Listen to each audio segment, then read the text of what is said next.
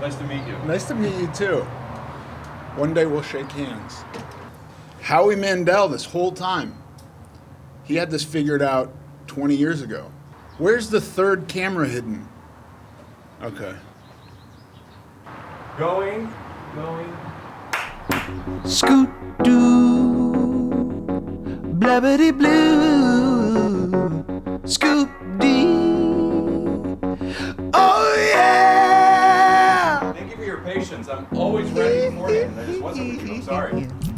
I mean, everything you just did seems like what you'd have to do at the very last second anyway, no? Yeah. You cannot focus on me when I'm not here with your camera. Yeah, but I could have. You know what? You're right. I'm just giving you that. You don't have to feel as though you weren't ready because this is kind of what has to happen. It's wild listening to the street. It's annoying. Not annoying. It's just interesting. You're not annoyed by it. No. Could we have you move your microphone so you could sit as comfortable as you like, and get it closer to you? Yeah, that'll do. That'll do real nice. Look at that. All right.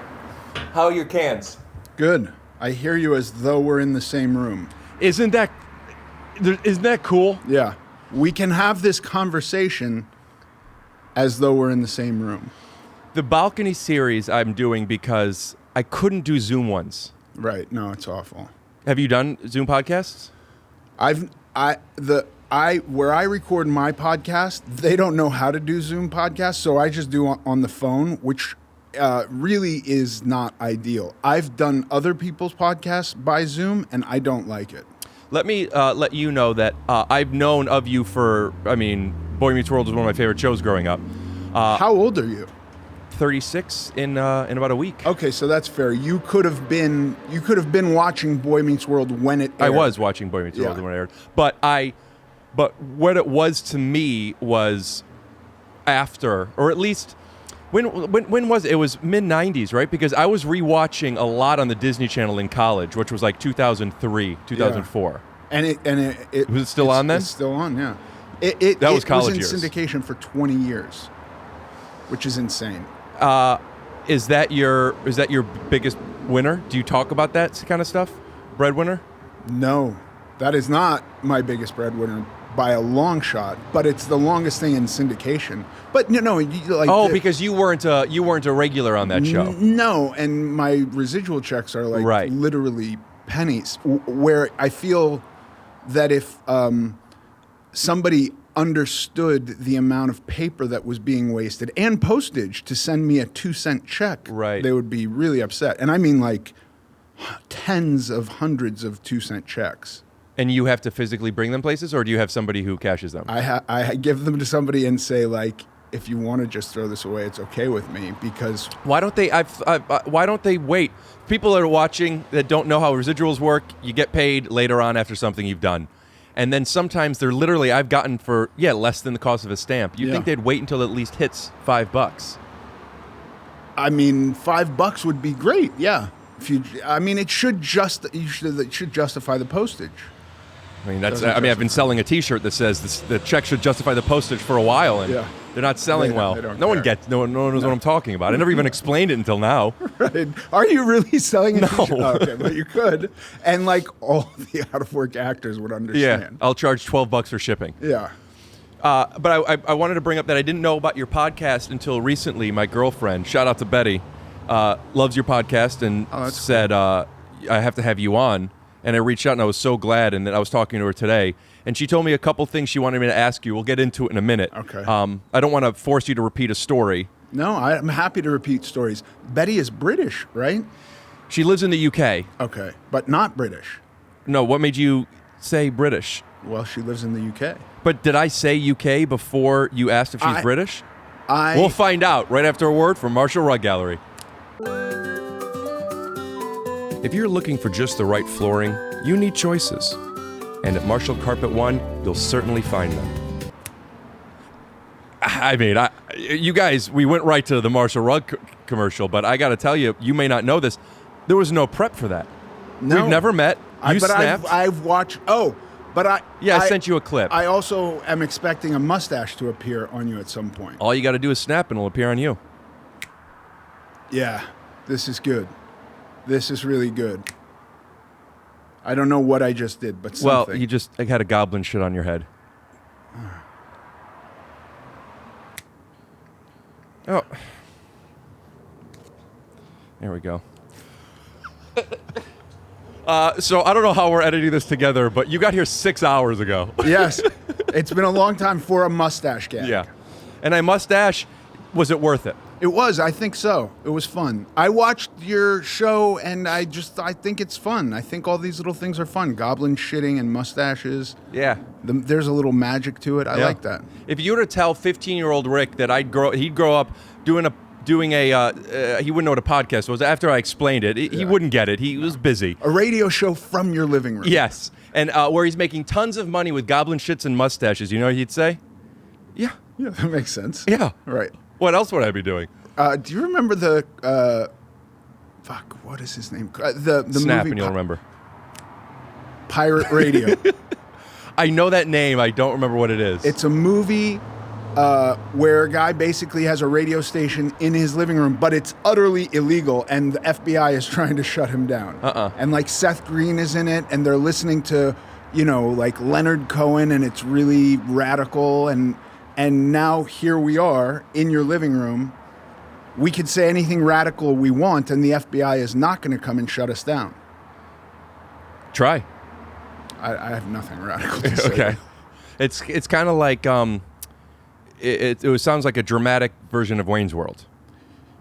Yes, but there was some truth to the fact that 20 or 30 years ago, you couldn't do this legally. You couldn't broadcasting. Like the FCC would get involved. Oh, really? You have to have a license to broadcast. Do you still have to have a license to broadcast over the radio? I believe it's just that there's a new outlet. Yeah. I want to talk to you for another second about the Boy Meets World game. Okay. And also, I've made a point of making Take Your Shoes Off more a conversation than an interview. Yeah. And I believe it still will be, but I have some kind of interview questions for you because that's what I would if we were at a coffee shop. Sure. Boy Meets World, I don't know if it's how relevant it is to people that are younger than us, but that was that was the show. Yeah. It was like the childhood friends, right? It was profoundly relevant. When I started doing it, I was 17, so it was not a show I watched. I was more like a Family Matters guy, and Family Matters, I believe, came on after Boy Meets World, but it seemed to be slightly more adult with Earl and stuff like that. I think that's not true ultimately, but that was my perception at the time. Right. They're both family multicams. Yeah, but Boy Meets World was dealing with kids a little bit younger than me, right. So I wasn't the audience for it. And when I started doing it, it was shocking. I mean, there was nothing to compare it to like Friends, but for my first job, it was a big deal. Was that your first big thing? It was my first thing, period. Oh, it was your first acting job? Very first. And you play a bully. Yeah. And I apologize. I should have done some research. It's not Frank. What was it? Frankie. It was Frankie. Stechino, yeah. Frankie. Your dad, I remember, was Vader. Yeah. The WW. Awesome. Would you say a WWE star or a WWF star?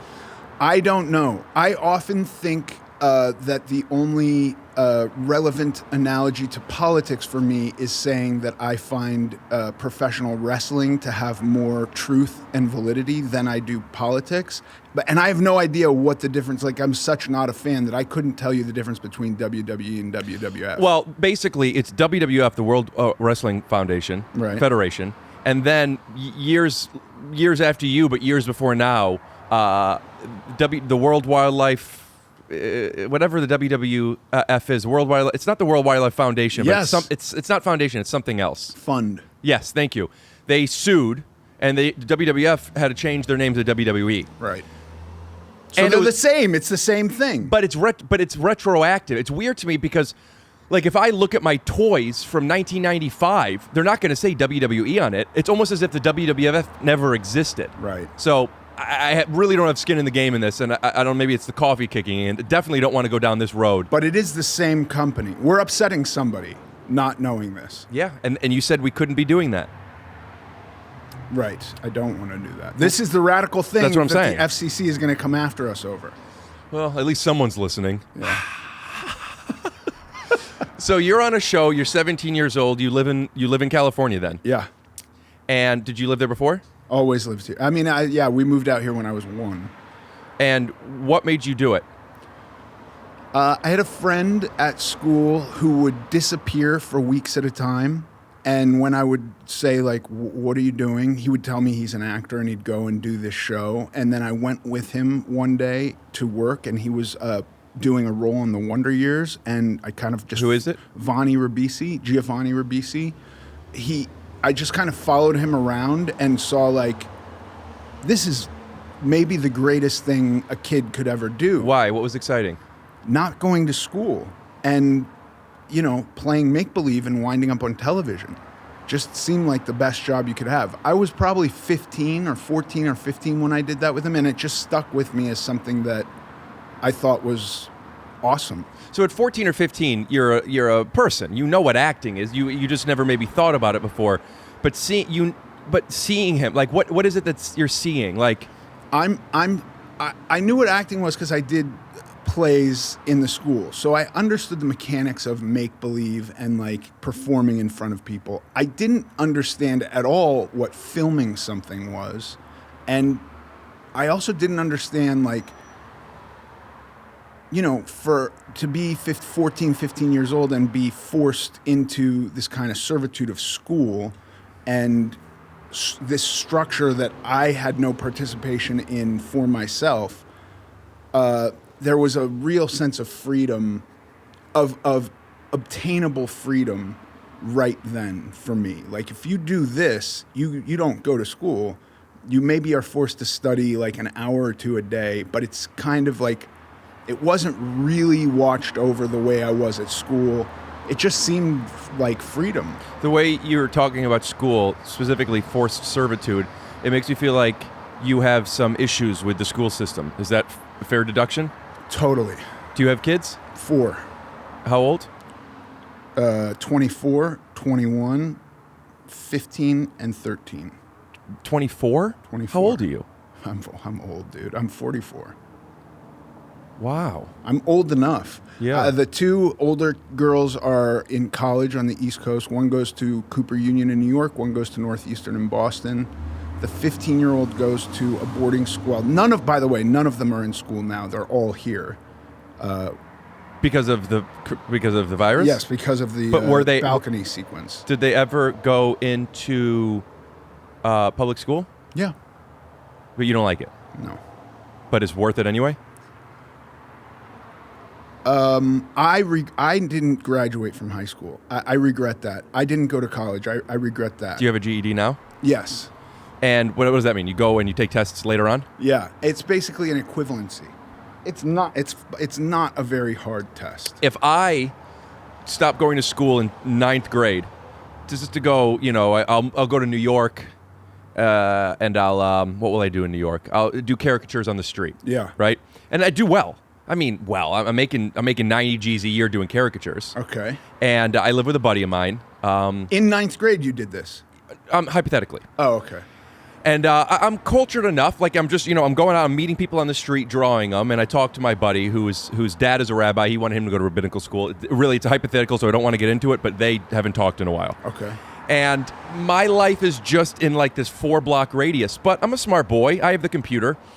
I'm now 22. I'm doing my thing. I actually have a meeting with Bento Box. I might be working on Bob's Burgers. Anyway, will I know enough to pass that equivalency test, or would I have to study for it? I have no idea because I don't know what kind of reading you've done on your off time. Not much. I have never read a book. I never finished a book. I think 9th grade you probably would be okay. Wild. Then why are people finishing? I don't know. I don't know why anybody... Well, listen, I have kids, so this is counterintuitive because I say I don't know why anybody's doing it, and yet my kids have to go to college because I'm telling them they have to Why? go to college. So you see the value in it for someone else?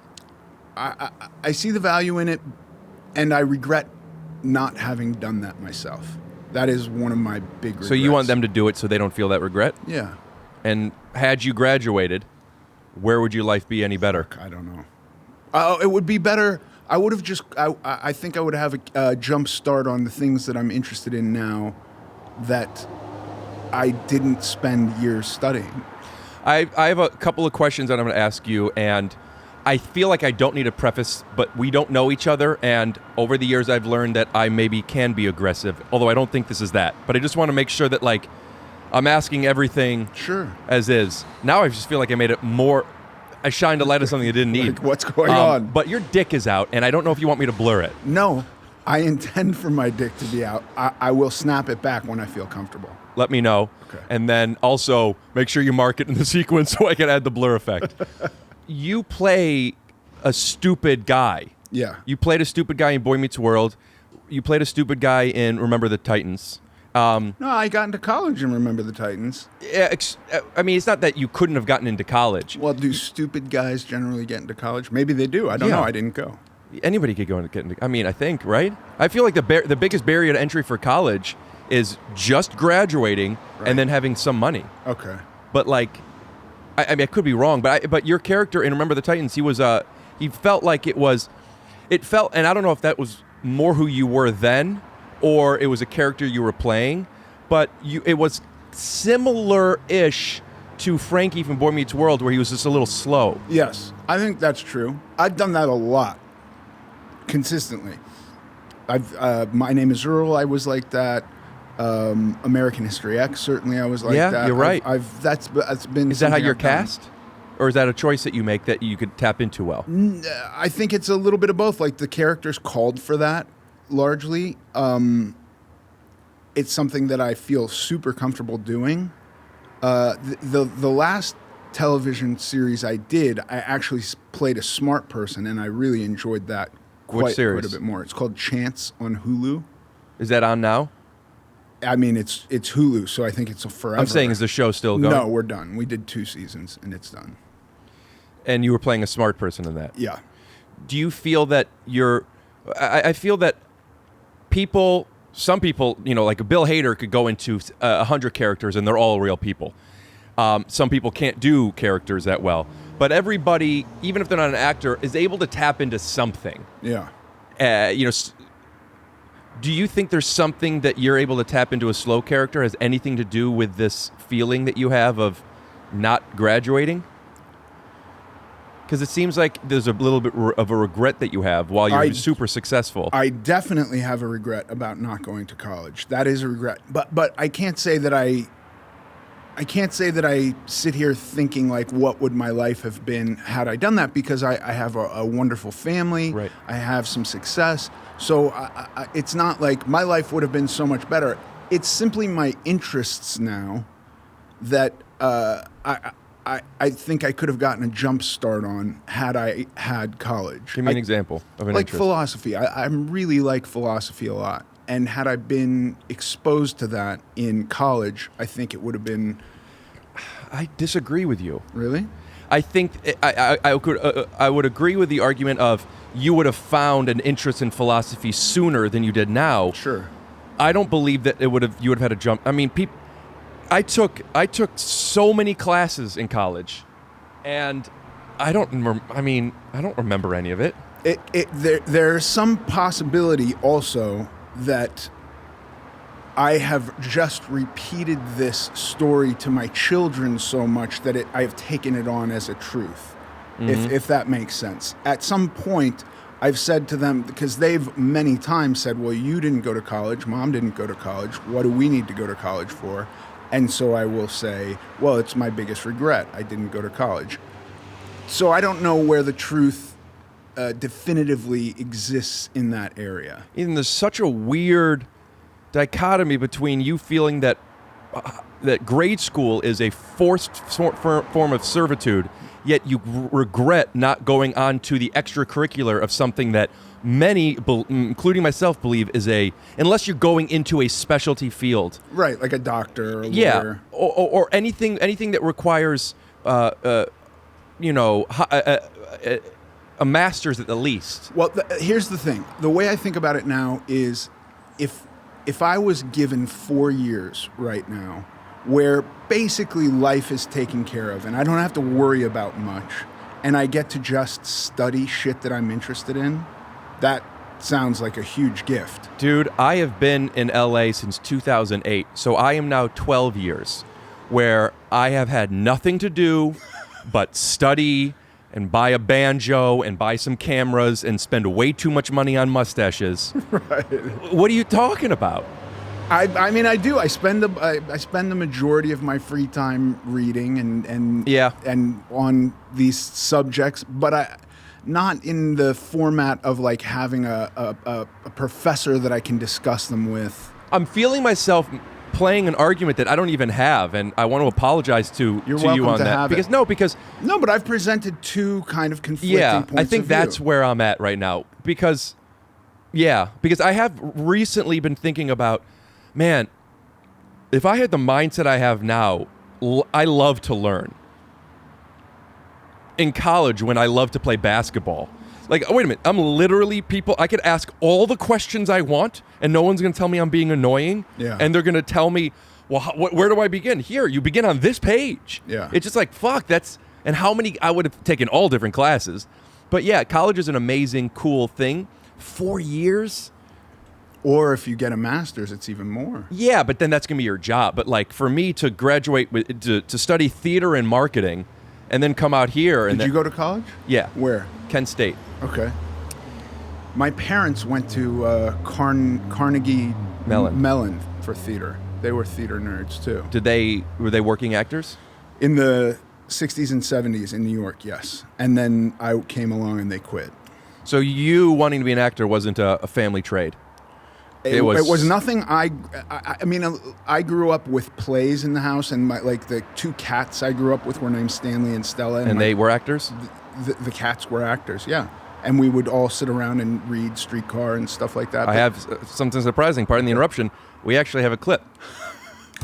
This is a great Knish. Yeah, the coffee's good too.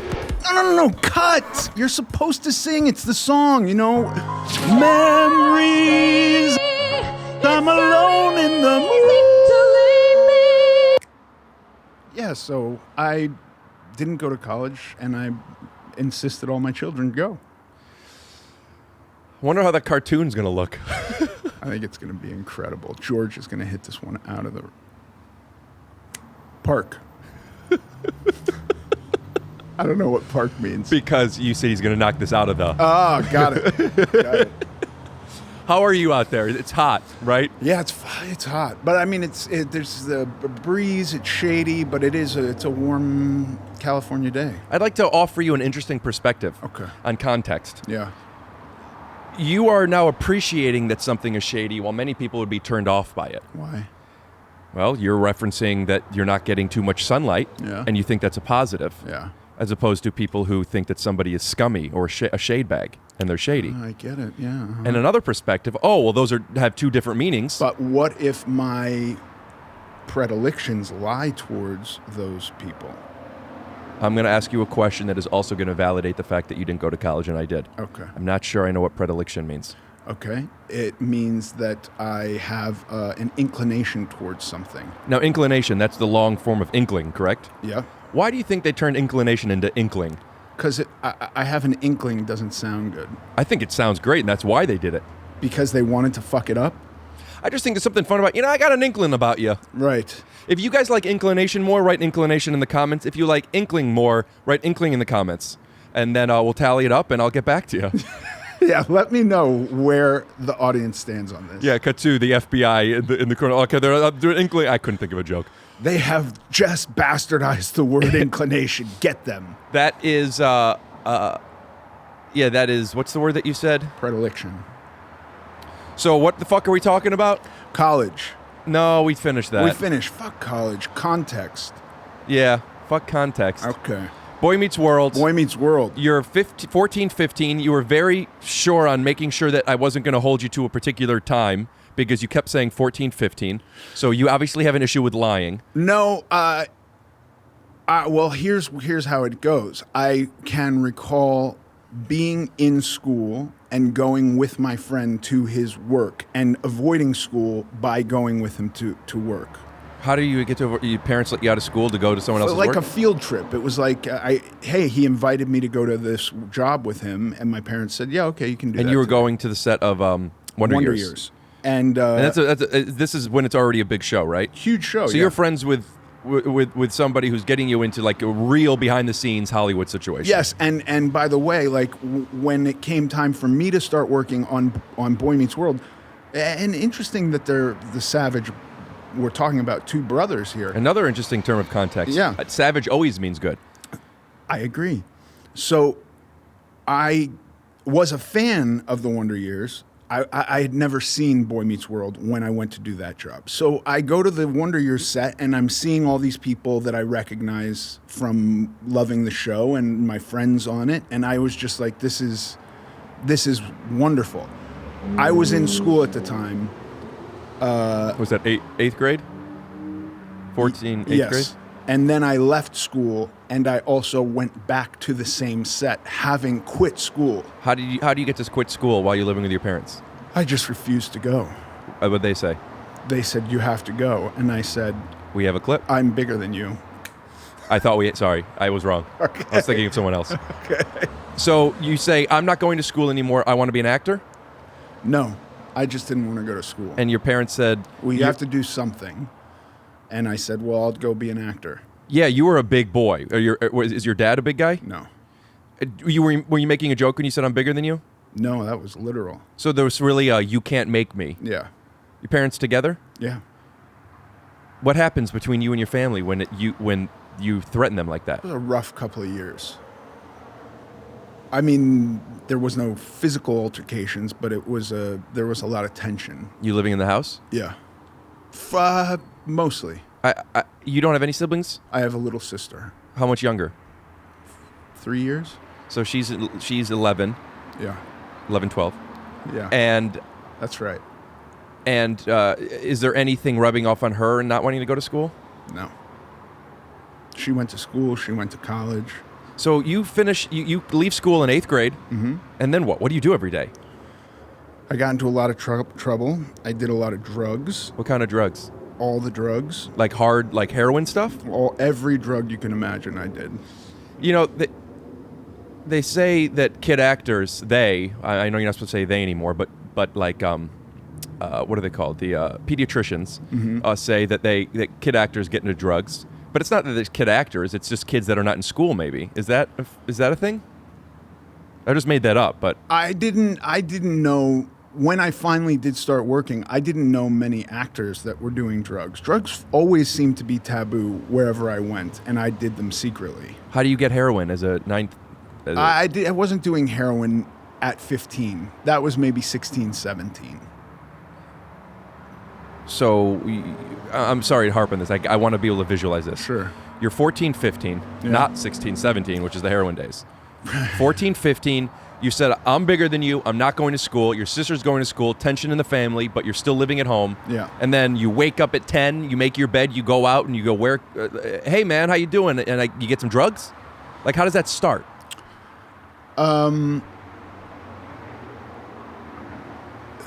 Like, you want to get into my first experience with drugs. I walked to a park not far from my house. Some guys were there. They were smoking weed. I smoked weed with them. Then they said, like, we can crush up Coke on this, and it's called Cocoa Puffs, and we're going to try this. That was, like, my first experience. What made you say yes to them? Because you wanted friends? You wanted something to do? I just was bored. You're just bored. You had never done drugs? No. And then you liked the feeling of drugs because of drugs? Yeah. And then... 1 to 2 years later goes by. Yeah. And you're just heightening it and doing more drugs. Was there a rock bottom for you? What made you stop? I stopped when I stopped in 2001. So I was 25. So you were doing these drugs during the Boy Meets World days? Yeah. Wow, and you were able to hide it from people? Yeah, I mean, I wasn't a junkie during Boy Meets World, but I was doing drugs. Kind of like the character felt like. He was definitely doing something. Yeah. And you're able to do your work fine? Yeah, I never missed a day of work. Yeah. That's a feather in my cap, I think. What kind of validation do you get as somebody who's on a hit TV show, but a small role who's in maybe 20 episodes, if that, and then going out in the public and being recognized from it? What does that do for your self-esteem? I really enjoyed being recognized as an actor because I felt like it was a distraction from my weight. What did you weigh at that age? 450. Wow. 400, 450. Again, I'm know. giving myself room. 450. Does this drive your OCD crazy when it's not very definitive? I don't need things to be definitive. I just need them to be honest. Well, that's honest. Yeah. It is somewhere in there. I believe it. Yeah. We'll let it slide this time. And so what, you're embarrassed about your weight, or people made fun of you?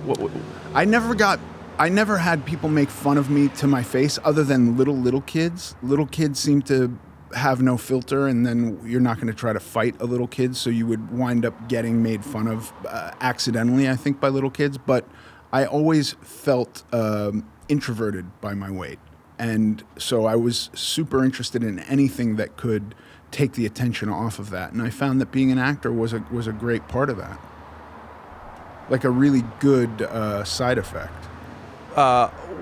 When you got recognized in public, that feeling that you had, do you still have that? Is it the same? No. When did that stop? I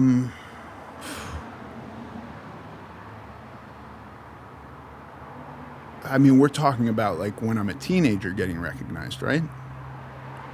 Well, until you're 25, you're still doing drugs and having a life that is completely different than you have now.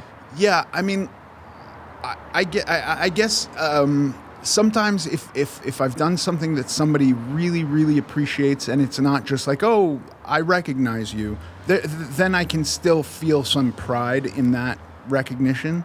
But if I'm just walking through the airport with my family and somebody's like, hey, it's that guy, I don't care. It does nothing for me. When did you lose the weight? Because you're in awesome shape, and I know that's part of your lifestyle now. Yeah. I went on a diet also in 2001. I started dieting. And stopped doing drugs, started dieting. Yeah. And I dieted... this is nicotine, by the way, so I am still doing drugs. I did the roller coaster thing. I lost a couple 100 pounds. I gained some back. Wow. I lost some more. I got really thin in 2012, like legitimately thin. I hated it. I went back up to 400. Hated the way you felt and looked, or hated the way the lifestyle you had to lead to have it? The lifestyle I had to lead to have it was impossible. I was riding a bicycle like 8 hours a day, not maintainable at all, or sustainable. I think that's a better word. And I didn't feel comfortable. I felt very weak, and I didn't like being morbidly obese, but I enjoyed being big, and I wasn't big. It's like some people want to drive an SUV, some people like a sports car. Yeah. I think it's actually exactly like that. I think so. Yeah. I think it's about as relevant, too, to identity, if that's what you feel comfortable driving. Yeah, listen, you really hit it on the head with identity, because identity is something that, well, why tell you when I could show you? And this is something that I really identify with. We'll be right back with a word from YourZookie.com. Support for Take Your Shoes Off is brought to you by YourZookie, a British brand who is changing the way people in Europe take health supplements. And no, I don't just mean adding mustaches to their boxes. I do use these all the time. This is not just because they're sending them to me. Don't believe me that YourZookie vitamin C sachets are f***ing top shelf? Could I say f***?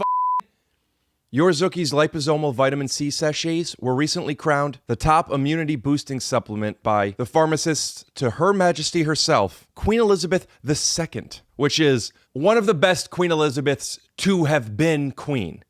Liposomal means they wrap the vitamin C in tiny bubbles called liposomes to make sure our bodies actually absorb it by protecting it through the gut and increasing absorption into the bloodstream. Other vitamin C products just pass straight into the toilet. This high absorbable vitamin C helps support your immune system, reduce tiredness and fatigue, and even help support collagen formation. Vitamin C Zuki is completely free from artificial ingredients, sugar, gluten, dairy, soy, and alcohol, and are vegan-friendly. Vegan-friendly, I assume that means that they're vegan, but it kind of sounds like they're just friends with vegans. Like, I'm friends with vegans. Doesn't mean I'm a vegan. Although I am leaning toward more meatless days. Anyway, for anyone looking to feel like a queen, or a king if you're Beyonce, head over to yourzuki.com and enjoy 20% off with discount code TYSO. That's TYSO. Get 20% off and free shipping at yourzuki.com. That's YOURZOOKI.com using promo code TYSO. TYSO. 20% off and free shipping? Well, me.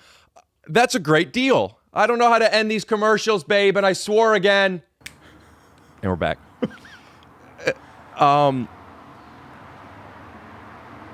I really don't use that, and we're back, because I don't want to. I want to do it with actually cutting right back to it. What were we just talking about? The identity, the weight. Oh, right. Excuse me. I guess you could keep that all in there. By the way, another benefit of the balcony series. That you can't smell it? Yeah. Also, I don't know if people... I guess people could smell it, huh? I feel like my farts are perfect. That's super subjective, but I would say a perfect fart should be able to, like, knock another person out. I mean, now we're talking intention. Right. But when I'm on a pot, when I have a guest in my home, I think the perfect fart is it gets a laugh but doesn't smell. If I am with the boys, hanging out. A laugh, just simply a sound effect laugh. And yeah. Okay. A buddy of mine, shout out to Andy Kozel, once said, and I think about this all the time, buttholes have the best comedic timing. It will always work. Unless you're like my Aunt Lauren, who goes, oh, no, I don't, you know what I mean? Then there's nothing I could do. There's no better time for a fart. You just are out. Yeah. Yeah, so farts just work for me. They're good. And also they're funny, even like big dramatic fake farts. Lift your leg. Come on. I mean, it's pretty great. Do it again. Listen to this one. Yeah. One more time. I'm not going to put in any sound effects. No, put them in. Make sure they're all there. George? So you doing so many things, yet you said people that recognize you probably like, oh, there's that guy. Yeah, a lot of that. Will you explain what that's like? You're a character actor, that means. Yeah. Right? Which is fine. Which is totally fine. I'm not knocking that, and I don't. What's going on? What are you doing in there? I'm tying my whatever the fuck this thing is called. It came untied. Are you gonna say schmeckle? No, it's not a schmeckle. It's got an SH name, but it's not schmeckle. I don't know. I forget what it's called. What are you wearing that for? It's like a scarf. Like it's like a hot guy scarf. What do you mean hot guy? Like that. Like hot guys that don't need to be wearing a scarf, but they do because they're hot. Well, it really is for this. Ah, right. And I should just take it off, which I'm going to do. Because I don't need it out here. I don't need it out here. See? Yeah. Better. I killed my clone today. It's fucking hot. Yes, I did. What is that? Is that a brand of yours? Yes. Not of mine. It's a friend of mine. But yes, I sell this shirt. I killed my clone. It means that I did something to improve myself today. Which is different than the Total Recall version of that, which is really taking the place of somebody. Yeah, but you want to kill your clone in Total Recall also. Well, I don't want to get into politics. So I want to talk about some of the work that you've done. Okay. And the people that you've been able to work with. And I think... And please add to this list, but to me, the two that really stand out are American History X and Wolf of Wall Street. Okay. And those are, movies. Like movies. Like those are, everybody see those movies. Everybody, you see those movies. And you've worked with, I guess Remember the Titans is one of my favorite movies. It's a good one. But when you work with these types of people, and then you're still doing television, and you've been doing this since you were a kid, is there like this is too long-winded. People listen to my podcast know I apologize for talking so much. You know what?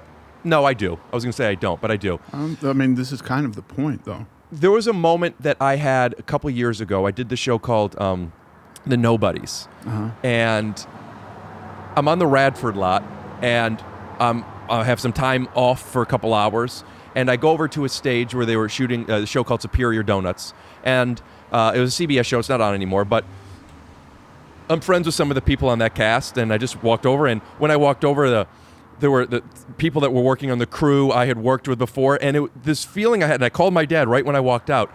Rick, I know so many of these people. I know the director, I know the head writers, I know the PA, I know the script coordinator, I know 4 of the actors, and I walked off and I was like, I'm on a lot.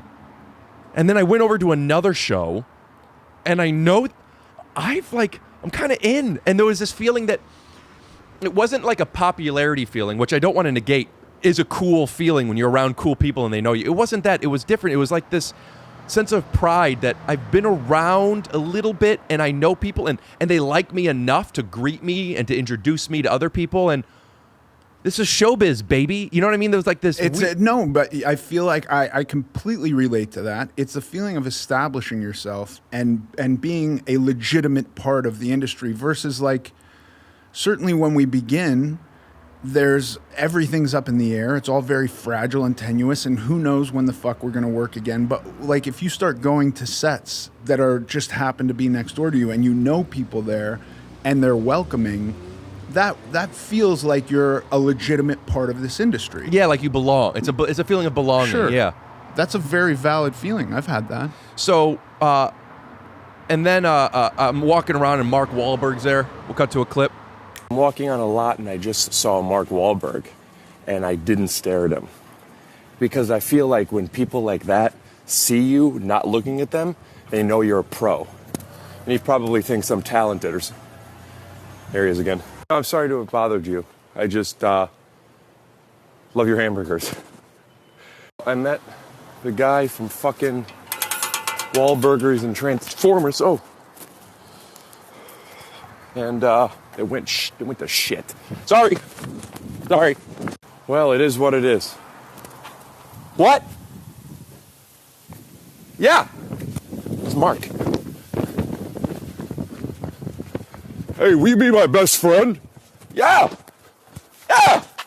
Long story short, I just got my dick sucked by Mark Wahlberg. And it felt good.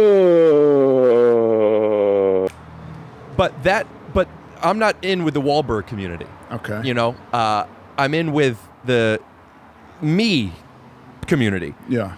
So I want to compare that to you, where you're with you know, working with Edward Norton and Leonardo DiCaprio, and also that's the transition into the story that my girlfriend was telling me about that I would love for you to tell me part of. Okay.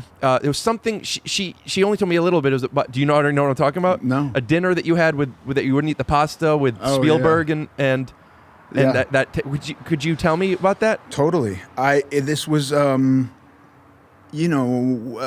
of my first brush with the idea of being gluten-free. And this was like 2004. And because I'm buddies with Leo DiCaprio. Did you meet him on Wolf of Wall Street? No. You've just known him because kids. We were kids together. I mean, 16-year-old actors in Hollywood or 17-year-old actors in Hollywood. So I went on the press tour for Catch Me If You Can. And great movie.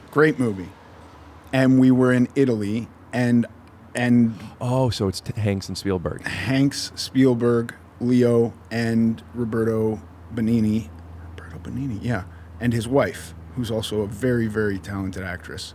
We'll put up her Instagram handle here.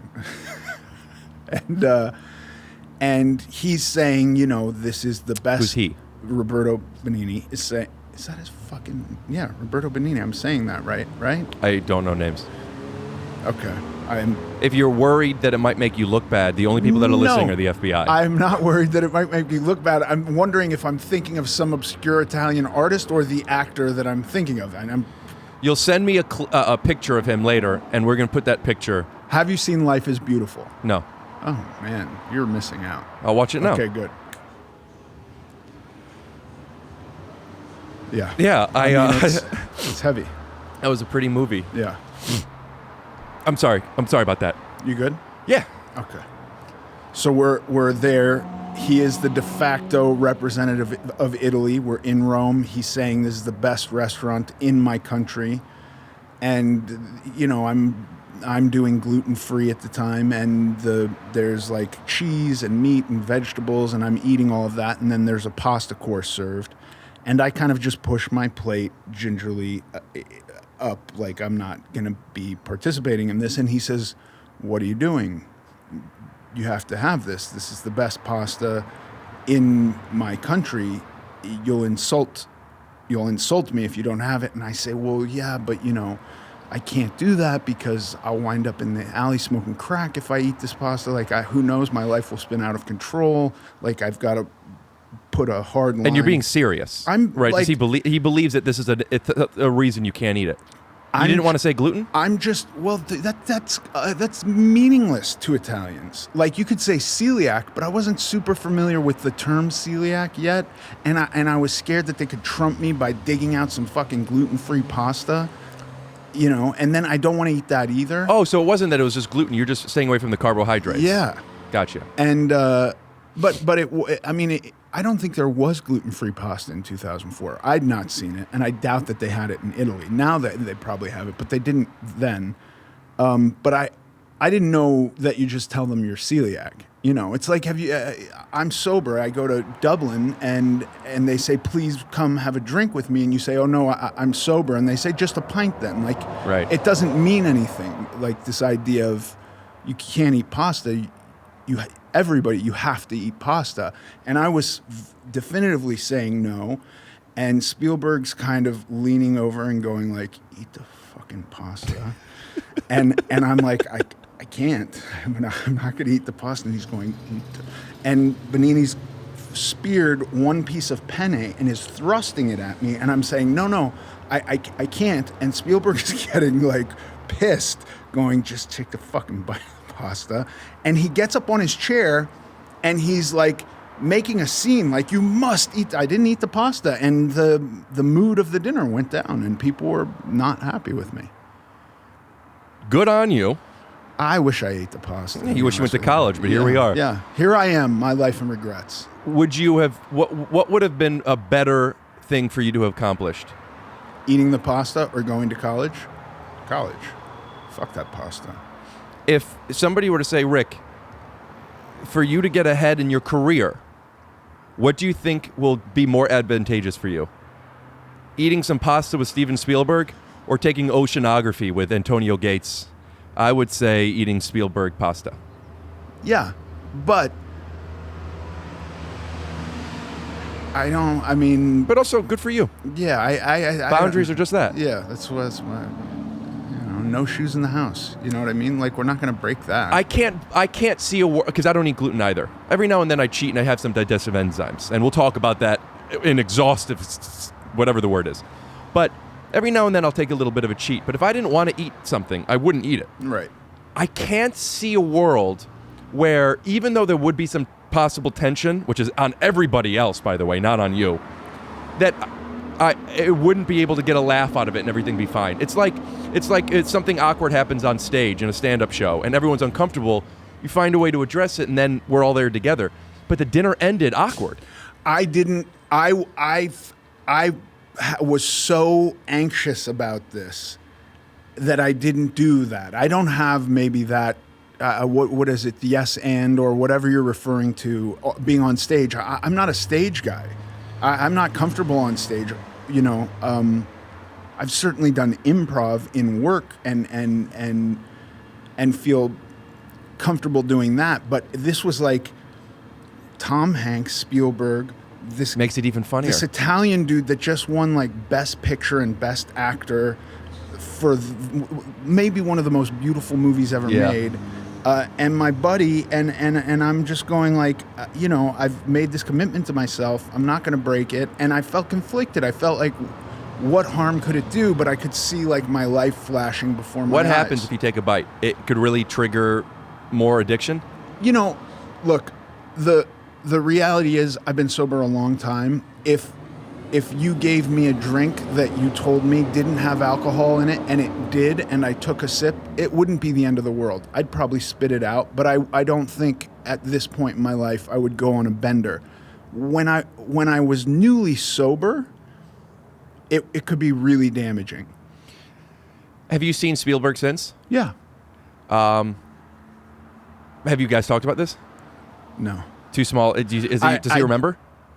I don't know. You know who remembers? Tom Hanks. I've run into him, and he goes, "Ethan from a Burbank," and because that's what Benini was calling me. Do you live in Burbank? I did at the time. "Ethan from a Burbank, you must eat this pasta," and he's pleading with me, and so that's what I know. Tom Hanks remembers that story. So that leads me back to talking about feeling the sense of belonging, and this might be superficial and something that is either irrelevant or you're not in touch with, but could you talk on any feelings it is to like running into Tom Hanks and, you know, knowing Spielberg, and what does that mean for you, or does it mean anything to you about belonging in show business? Well, I've never worked with either of them, so I only knew them kind of socially. It was nice when I saw Tom Hanks and he remembered that story and he actually referenced it. I think he's like a really, truly good person with a great memory, because I imagine he meets a lot of people. And to have that memory, I was like actually touched, because we didn't become close. We hung out at a few dinners. Isn't it so interesting how even though we're all human beings, there are certain people that when they remember our name, it's like, wow, they're a good guy. Yeah. Like how high up on the food chain they have to be a good guy to remember our name. But I feel that way too. I think it is, though. Here's the look. If you go to an office every day and you're around the same 50 people every single day, it would behoove you to remember the names of the people you work with. But imagine if you're at a new office every few months, and at the new office you have to learn 50 new names. Right. At some point, you're going to start discarding the names that you're no longer using every day to make room for the new names. So I never mind if people don't remember my name. Yeah. It's quite common in our industry. I also am always uncomfortable when I say nice to meet you, and at the same time I'm getting a good to see you, and I'm like, you've ruined my life. No, here's what it is.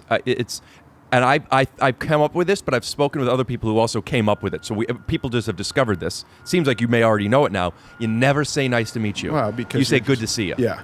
Always.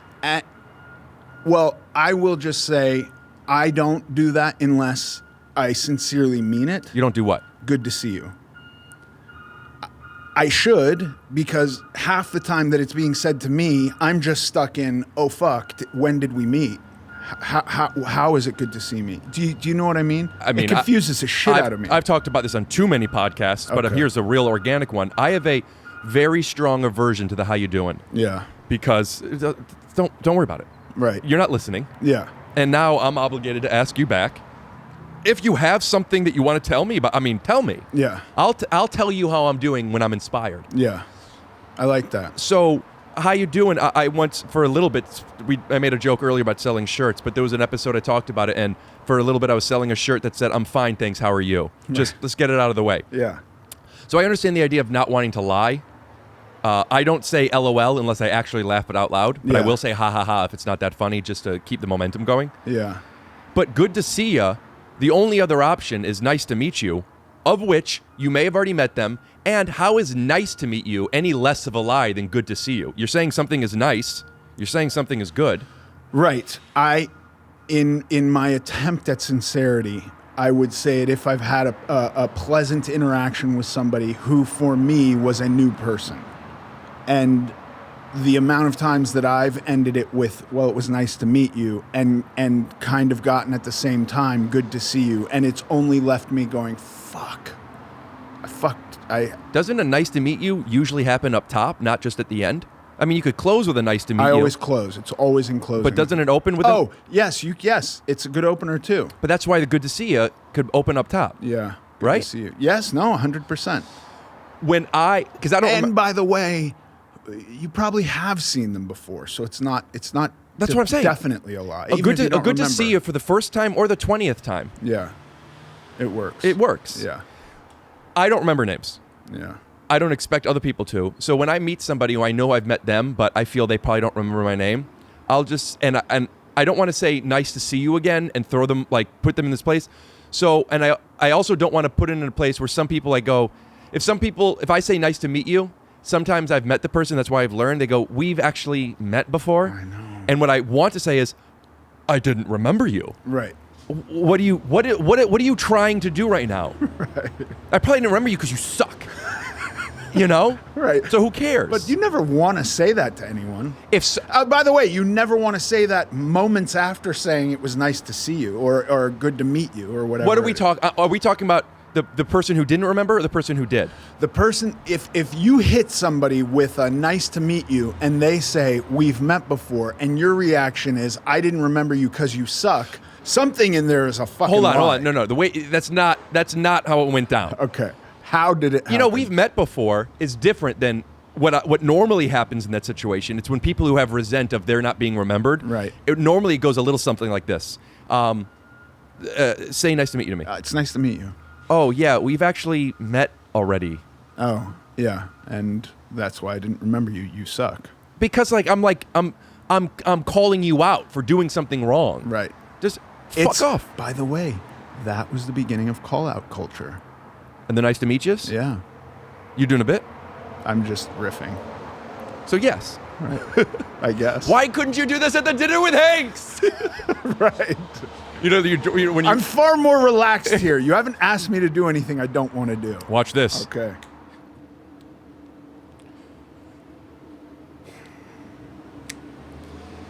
So when I meet somebody that I know that doesn't remember me, or I am projecting that they may not, but I want them to know we met before for a variety of different contexts, I would just say, hey man, it's Rick. We met over at the blah, blah, blah. Yeah. Letting them give the lie if they want to of like, yeah. Good to see you. Yeah. When people don't, you could tell how much somebody's overcompensating by the amount of yeahs they give after the second one. Right. Yeah. And sometimes they even will throw in a couple of sures. Right. Then I know they don't know. And you're like, but it's okay. Right. I don't mind if you don't remember me. Yeah. Anyway. I don't mind either. I really don't care. I think it comes from people who feel overlooked, and that's not. I mean, and that could be a truth. I know that I've heard from multiple writers that this, I'm paraphrasing, but this sentence, people never remember the writers. And it's like, I believe you. It's just a different thing. So like, I don't care if somebody doesn't remember me, but I haven't experienced people who I work with, who I've met numerous times, not remember me. That could be that I've never had it where I felt like a sign of disrespect. Yeah, I mean, I guess, but there's different versions of our job. There's our job where we're showing up to work with people every day for 3 months or 6 months or a year or multiple years. And then there's versions of our job where we show up for 5 days and that's it. And then like if we see somebody again 2 years later, I'm not going to remember maybe the person I worked with for 5 days because I've done that version 20 times, you know? So Hanks, however. Hanks, I would remember. I'm saying he remembered. He remembered me, yeah. Although we did have, you know, this Roman god making a scene at dinner. What's your relationship like with Leo? He's just my buddy. Is he like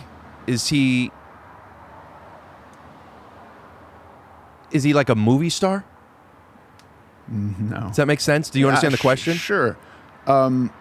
My experience with movie stars is at work, and I think that, do you know what I mean? And so there's a version of a person at work. It's like hanging out with LeBron outside of the court. Right. I doubt that LeBron, if you're watching or playing video games with LeBron, he's probably not being like the greatest basketball player of all time while you're playing video games with him. You know?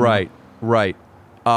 But what about when you're working with Leo and you're on set with Leo in Wolf of Wall Street and knowing him playing video games on the couch or whatever that version is, and then seeing him on set both doing his craft but also seeing how people are approaching him and dealing with him? And I've been to many of the sets of movies that Leo has worked on, and I've worked on one of them, and Leo is the most professional guy I've ever worked with. What does that before. look like? That looks like I imagine myself at a level of fame even 20% of what he's at, and I imagine that I'm getting a massage, with tea bags on my eyes, and that they knock to tell me they're ready on set, and 20 minutes later I start to stand up to go. Why do you imagine yourself disrespecting the production because you're more famous? I don't know.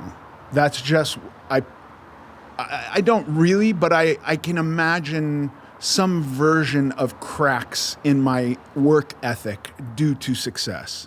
Could you expand on that a little bit? I would say like year 2 of My Name is Earl, I was learning my lines while we rehearsed. And by the time it got to year 3, I was like, oh, I don't want to, like, that was not cool with me. I got to go back to how I normally was, where like I get the script, I start learning the script, even though I know it's going to be rewritten, maybe even multiple times. I want to put a little bit more effort into it. But I did see like My Name is Earl, year 1 happens, and suddenly like I didn't turn into an asshole, but I noticed some bad habits. Mm-hmm. So I can posit that there could be a version of me as a movie star where I think that's possible, and I've seen it with other people where success allows for bad behavior to some degree. And they knock on Leo's door, and he is immediately walking to set, and he knows his shit from days before, and he's never holding up. He's just a very, very professional dude. How is Scorsese? Amazing. Do you get to ask him questions? Did you want to ask him questions? Did you want to pick his brain? The conversations like that happened all before we started shooting, so that by the time we started shooting, you kind of have figured out everything that you need to know for the scenes. Does that make sense? Yeah. But there's asking the questions that you would ask because you need to understand the direction, the blocking, whatever it may be. And then there's questions of like, ooh, here's an opportunity. I want to write and direct. That's my big goal. Sure. And I would love to be in the things as well, but like directing is the main thing I want to do. Every project I've worked on, I've asked to shadow the directors. I ask way too many questions. And if I had the opportunity to work with Martin, and organically, or I would force it, but if it felt comfortable for everybody, I would want to be asking questions. Even if I didn't want to direct, I'd have to imagine that, you know what I'm saying? So like having this opportunity to be around this person, was there a want to kind of like siphon information from him? I don't think I have any desire at all to direct. So any questions that would be in that universe, don't even occur to me. And there's just kind of a wonder with a guy like Scorsese. So I'm looking at him like he's this like deity in this industry, and just kind of like, wow. And this is the way he set this up. Of course, it's so amazing because it's him. Does that make sense? Yeah. Yeah. How does he feel about Leo? Did you see them talking to each other? Do they have a good shorthand because of how much they've worked together? Yeah. Could you have? I mean, I'm putting you on the spot with that. Do you have any specific examples of that? No, they just very clearly are people who communicate so frequently that it doesn't even require a long conversation. They're just like on the same page with stuff, Did you ever see Martin suggest something and then Leo pitch something different back? Does that make sense what I'm asking? Sure. I never saw that. Leo definitely comes to it with a lot of his own ideas, and usually we try those. Like I don't recall ever seeing something where there was any like, what if we try it this way? No, try it this way. If Leo suggested something, they would definitely do that. And if Scorsese wanted it even tweaked a little bit more, we would do that. I was, when I was listening to Brad Pitt and Leonardo DiCaprio and Mark Maron, they were talking about directing, and Brad never wants to, why would I ever do that? No, it was, I don't remember. One of them, why would I ever do that? And one of them was, I would try it. I don't remember who was who. But I knew neither of them were too into the idea of directing. And I wonder if it's a mindset of somebody who likes directing that would bring more ideas versus somebody who wouldn't. And I'm going to give an anecdote. I was on this this network NBC multicam called Undateable for a few years. It was my first job, and I was a lead on the show. I was the 6th lead on the show, and I didn't have that much to do, right? Which is fine. Well, not the point I'm making, at least. Whenever I had an idea, I would have to be very calculated because I only have 2 to 3 at-bats per episode anyway. Mm-hmm. So if I had an idea and it didn't work, I don't have ideas. I can't do that anymore. Yeah. So cut to a few years later, I just filmed a pilot that got picked up. I'm super excited about. It's called On the Spectrum, or that's the working title. It's going to be for Amazon. And I'm first on the call sheet. The difference between being 6th and 1st, ego aside, is just how much story you're telling. Yeah. But with that also comes me as the actor. I do have more responsibility to this production. With that comes, I don't want to say the right, but the possibility to offer more ideas because I'm trying to find this character with the show, et cetera, et cetera. There was one scene where it's in the pilot, and I had an idea for a blow to the scene. This isn't really a comedy, but I had a funny. It's a dramedy, I guess, but I had a funny out to the scene, and I wanted to pitch it. But for that to happen, the stage would have to be different.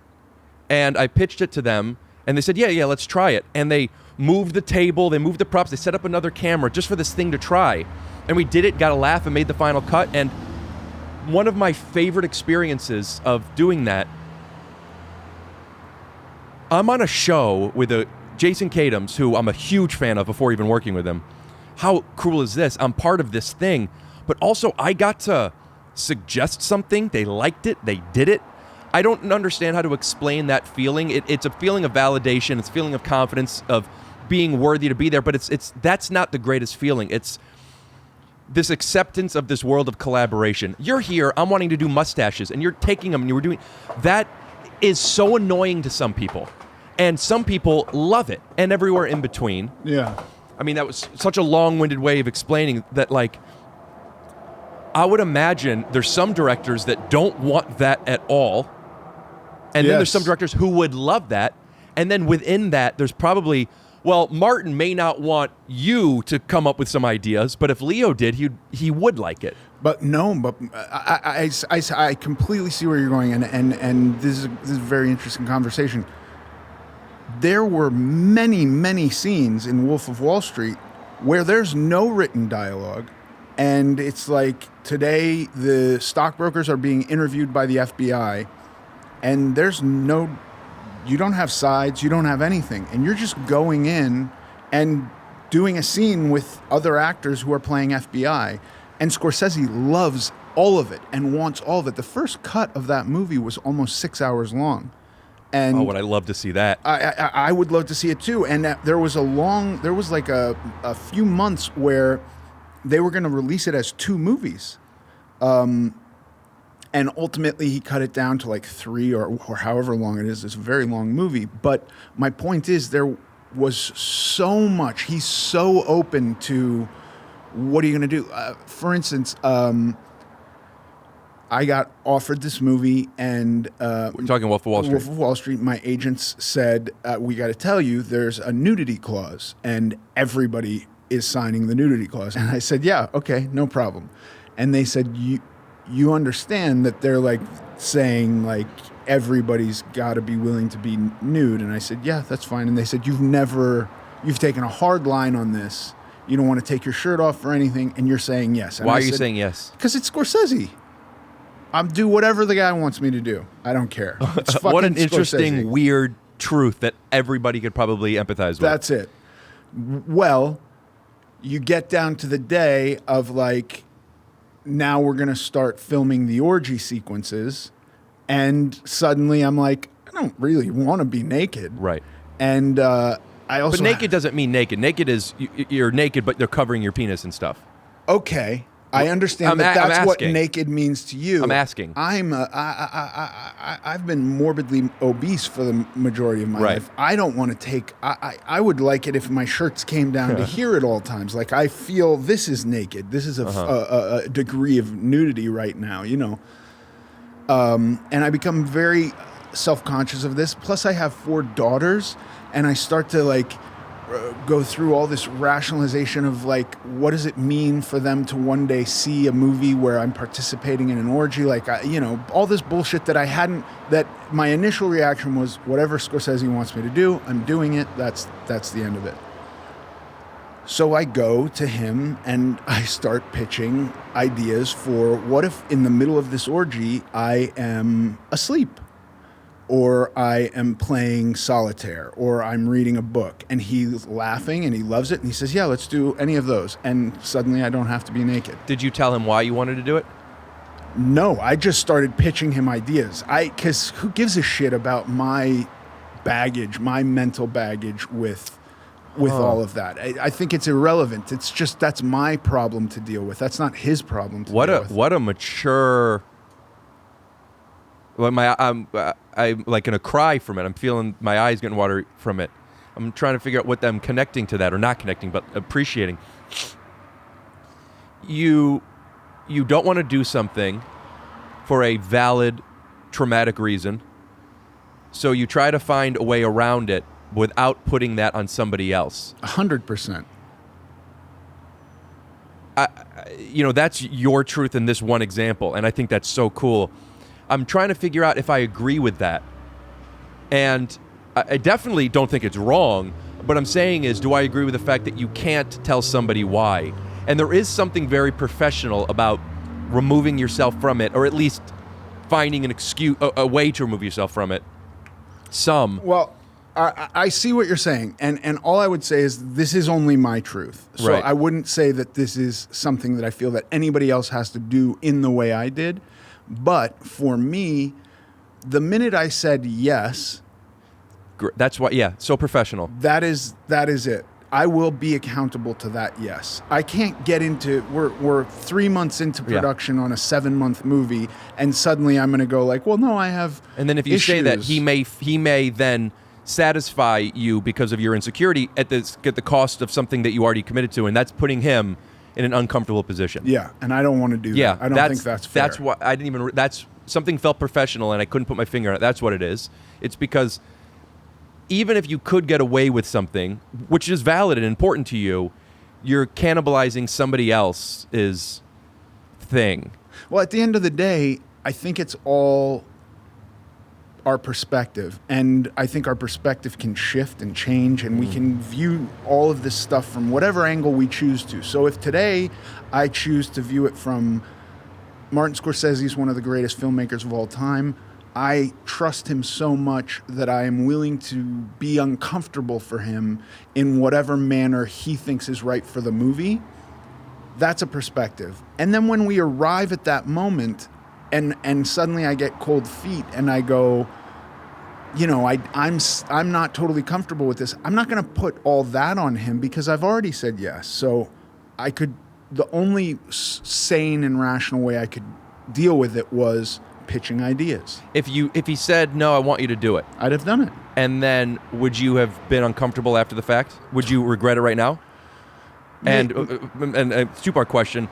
And if yes, you would have regretted that more or less than not eating the pasta or not going to college? Okay. In order. If I had pitched him the ideas and he had shot them down and I had done it, I wouldn't regret doing it. I might be uncomfortable by having done it, but I don't think I would regret doing it. Versus you would have been regretted not at least trying. Yeah, I would definitely regret putting my baggage on him by saying like, here's all my reasons for not wanting to do this, really.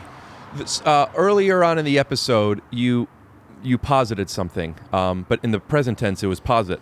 And I very much wanted to, maybe we did do it, we'll find out. But I very much wanted to give the direction of, when you said posit, to have your audio keep going, but have you be picture locked, frozen, and then for it to come back. But there was no moment for it to come back to. So I just threw it away. I wouldn't call it a regret, but I do think it would have been a nice little touch. Yeah. So. Yeah. Well, we could do this again sometime. I would love that. Yeah. Does your girlfriend have any more questions? Let me see if we could. She's probably, because it's in London, she's probably asleep, but let's see if I could ask her.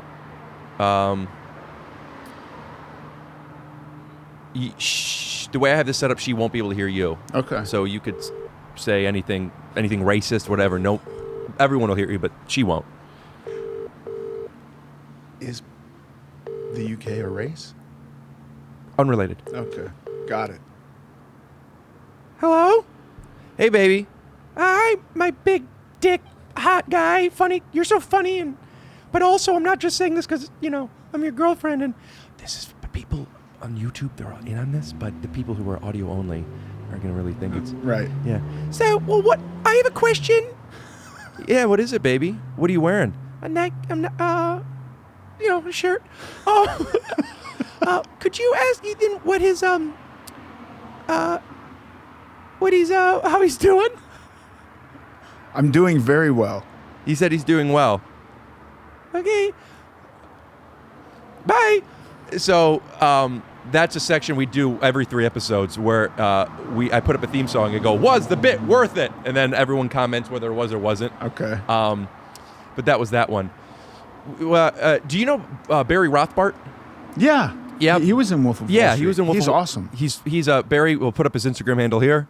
He is a stand-up comedian and a buddy of mine, and he posts, I don't know about all the time, but over the years I've seen a fair amount of them. From this point of view of he and Leo are best friends. Oh, really? And he posts pictures or clips or stuff from the movie. And a lot of the stuff, as I'm sure you remember, because they cut it down in half, didn't make it in. So a lot of Barry's stuff is him in the background cheering and dancing and everything. But it seemed like, and he's talked about, this production went on for a long time. Everyone was together, and this fraternity lifestyle was probably a real thing because everyone was just hanging out and playing. Yeah. So you meet Barry on set, I assume. Yeah. Did you guys? No, before that, like, I don't know if I'd call them rehearsals. I mean, there were definitely rehearsals, but there were weeks ahead of time of like meeting real stockbrokers and sitting down and talking to Scorsese about like the tone of certain scenes. And I met him before we started filming. I mean, the rudest thing was possible. I asked you a question, and then I'm fixing my goblin. But your goblin was tilted over. It's not good. Thank you. Yeah. Do you think that did you stay in touch with any of those people, or is that hard when you have a family? Yeah, not too much. I really liked Barry. You didn't see any of his stand-up by chance, did you? No. He's so funny. Is he? He's really, really funny. He's very weird. Like we're not at all the same type of comedian, but we both have this thing where it's like, are you fucking with us or not? And I like that's that good. kind of talk, that kind of brand. I did a movie with a guy named TJ Miller. Sure. In like 2010, and what movie? Unstoppable, it's called. Yeah, with Denzel. Yeah, number 3 with Denzel. We almost became the Corys, him and I. What was the? Remember the Titans, Unstoppable, and John Q. John Q was in between those two. Oh yeah. Yeah. Cool. But TJ, like day one, and I had no idea who he was, and he said, "I'm gonna go do stand up tonight. Do you want to come?" And I was kind of like, that seems like a big ask. Like, I don't really know you, and we're in this weird town, and I probably just want to go to bed. And somehow I did it, and then every night I would say, like, find a new place, let's go. Because he wouldn't go to the same place every day. I don't know how it works with you guys, but... Well, he's probably not even in a town that is his, right? Where'd you guys film? No, we were all over, like, Ohio and Pennsylvania. And so we would wind up driving sometimes, like, 2 hours to find a comedy club in Akron, Ohio, and that's right by where I went. I've done comedy in Akron a lot. Yeah, and Pittsburgh we would go to, and state. There's a state college state is. So you saw him once, and you're like, oh, this guy. I was like, oh, this is really fun. Like, you're really funny, and we can do this, and like I'll go and watch you, and I got a kick out of him every time. But I think what you guys do. There was one night doing that, and the guy who brings people up, the host, didn't show up, and TJ was like, okay, you're hosting. And from what I'd seen, the host tells jokes too, and I was like, what the fuck am I going to do up there? And it was the most anxiety I think I've ever felt, other than like the birth of a child, where you're just like, I hope this goes okay. Right. There was so much stress involved in just standing in front of people. How long did you trying have to do? Be funny. I mean, it was an hour at least of like inviting people up and trying to say something funny in between them. Well, but I'm saying, but up top, you have to do a certain amount of minutes. 5 minutes. Did you tell jokes, or were you just talking about, I've never done this and I'm nervous? I think a little bit of both. How did it feel? Awful. Really? You didn't like it at all? Oh my God, it felt awful. My hands were shaking. I put them inside my hoodie so you couldn't see. It was a terrible feeling. But I think what you guys do is really important. Yeah, I mean, some people, when they have something to say and it matters, but like any craft, there's a lot of whatever, and then some people that it's... Okay, but even if you're not saying something relevant or important, if you're making people laugh, that's valid. We don't need to get into this, at least not now, but yeah. You think laughing is not good? I think, no, on surface, yes, of course. Yeah. But then you could also just stay home and watch Step Brothers, you know? Yes, I think laughing is good. I don't think laughing is enough.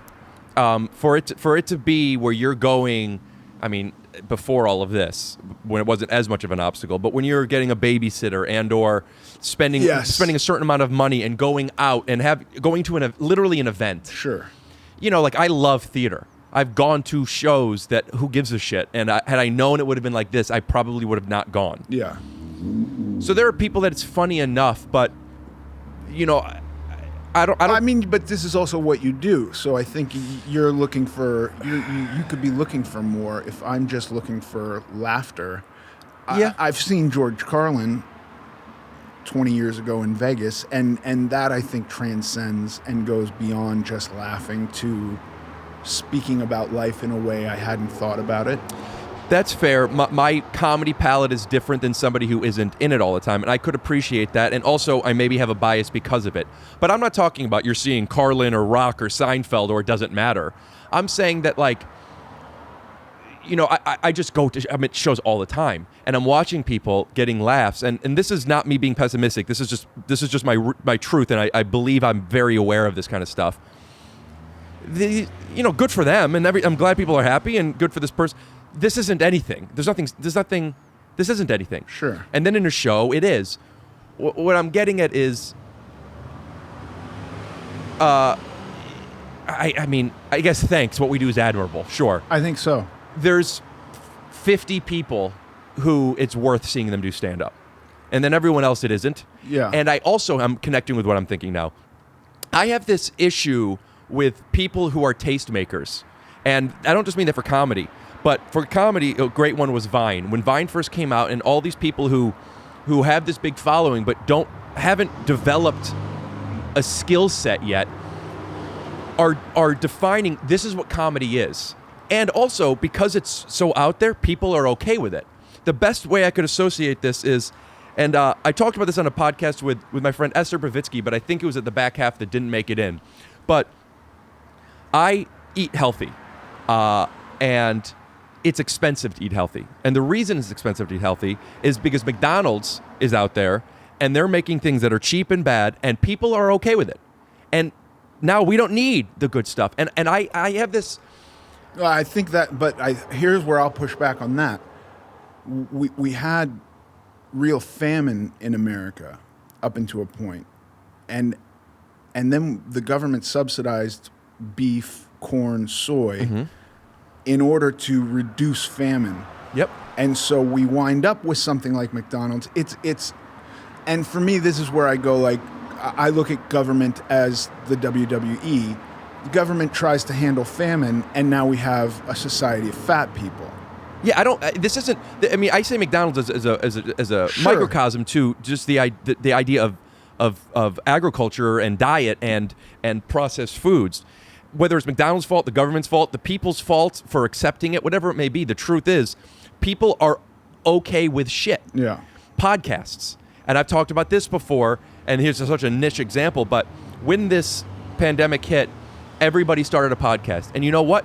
More power to you. That's fine. But the thing is, there are people with a huge fan base who may not be the best hosts or the funniest hosts. Not that they need to be. You know, also, anybody who's great at something, it's a different muscle. We're all figuring it out. But I watch these people who come in and turn on one camera or an iPhone just fine. They're millionaires who have just used camera microphones. And I want to say no judgment, but that's my own fault. So much judgment. Yeah. Just make it look good. Make it sound good. But they don't have to, and people are listening. And the truth is, people are okay with it. Yeah. I am spending hours upon hours editing and doing bits and mustaches, which, like it or not, it's just I'm putting time. Thank you so much. Yeah. I'm putting time into it, and if I didn't do that, I would probably still have the same response. But it's like, no, I wanted to. So there is a little bit of resentment. I guess I don't want to admit that. I don't know if that's truly resentment, but I do have issue with people who just do stuff, and then you go to a show and you see somebody who is just doing the same stuff they've been doing for 6 years. There's nothing special about it, and how they're so great. And it's like, no, we're conditioning people to be okay with McDonald's. Yeah. So anyway, that's my issue. When was the last time you ate McDonald's? A while. I have had In-N-Out Burger. I'm okay with it, I guess. But I grew up eating it literally every day. Me too. Yeah. Yeah. And it was fine. And, you know, there's a difference between, and though you had different metabolic issues than I did as a kid, but still, if you did that now versus when you were 20, when you're 20, you could eat whatever you want. Yeah. I mean, I couldn't, but I had real bad eating habits. So eating whatever I want was disastrous for me. You didn't stop. I just didn't know. It was really bad. But that's fine. I think McDonald's is delicious, but I won't eat it.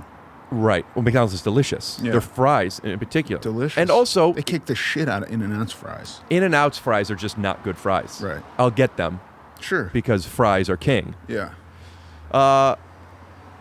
You know, my instincts say move past it, but, you know, my podcast will always be 5 to 10 minutes longer because I over-communicate stuff. But I got to tell you, I'm feeling a little insecure about that 3-minute rant, both because it got rid of the momentum of where we were, and also because, Rick, who gives a shit? I give a shit. I think it's a valid point. I think that you could apply that to anything. And if you're doing something and your work ethic is, I'm going to make this as good as I can possibly make it, then you're ahead of anyone who's phoning it in. And there's always, there's always going to be somebody who's phoning it in. I mean, I could look at tons of actors who maybe spend their lives learning their lines during rehearsal, and it doesn't matter. They're going to be successful. They're going to be on TV series. That's not my work ethic. So when I went down that road for a year, I kind of woke up at the end going like, oh, I don't like this. Will you plug your podcast for a sec? Yes, I do a podcast which didn't start during the pandemic. It precedes the pandemic, called the American Glutton Podcast. It's just all about health and you fitness. And your guests are always in that regard? Yes, and if they're not necessarily in that regard, that's what we're going to talk about. Right. You know, so I'll have like people who haven't had to struggle at all come in just to talk about that, because I'm interested in all these perspectives. I really shy away from absolute truths and am more interested in the different perspectives and how I can use them, because I think we can change our mind about anything. I would love to have you back on at some point. I'm surprised. It would have been great to talk to you about this stuff, but my life was working out for a long time. Basketball and exercise was, and I have a few issues with my joints, but the biggest one is my shoulder. I had surgery a few years ago, but I've been dealing with chronic shoulder issues for over a decade now. Well, you should come on my show and talk about this. I would love to, but also I would just love to talk to you about the. Where I'm at now is when I stop working out, I lose weight. Yeah. And it's very, very hard for me to gain weight. And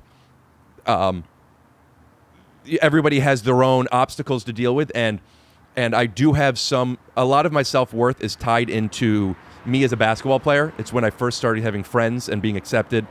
And I would get a little bit stronger. And I liked the way I looked, but also felt, and also just like, it was a lifestyle, right? Yeah. And I haven't been able to do it. But I still exercise some. And when this pandemic hit, I've lost a lot of weight. And I can't do stuff because of my shoulder, let alone have access to equipment. And I've been in the biggest depression, not just because of this, but it's all I'm thinking about is diet and specifically not doing the things I want to be doing. And here you are, and I knew this is what your podcast was, and we weren't talking about it at all. I would be happy to come on your podcast, but also I'd love to have you back on here again because I want to keep talking to you. I just want to make these podcasts too long. But I've had such a nice time with you. Good. Yeah. Like Betty said, I don't know why she felt this way. I don't know if it was based on what she felt our frequencies would be or just her liking you, but she said that I would like you so much. And I am. I'm feeling as I was before, my eyes watering again. I had such a nice time on this podcast. Yeah, with this was good. I watched yours and I was like, oh, he's doing radical stuff. Like the stuff you're doing, I haven't seen anybody do, and I think it's fucking awesome. Thanks, man. Yeah. I have one more question, even though that was a good ending, but I was meaning to ask. I have been calling in, like, I meet people, and I've had some really, really cool guests on this podcast. Like, why are they doing some of which I'm saying, why are you doing this podcast? And it's gotten to a point to where my podcast now is, I have awesome guests. Yeah. And as I continue to work, I want to draw in those people in my relationships. You are, literally at a different table than I am. And I'm curious if you bring in some of these heavy hitters onto your podcast. And I apologize for not knowing who your guest list have been. No, I mean, I haven't talked like people in the entertainment industry because I'm not really talking about entertainment. So I don't generally have people in the entertainment industry on. It's been like doctors or bodybuilders or nutritionists, people who wrote books that I like. And certainly when we started the first, like before, when I was like, I made up a wish list of guests, we didn't get any response. And then we started and it got kind of a good response. And we got like Deepak Chopra saying like, yeah, I'll do your podcast, which I was like, how the fuck is that possible? Which I don't even know what the hell I'll talk to him about, but I'm stoked to talk to him.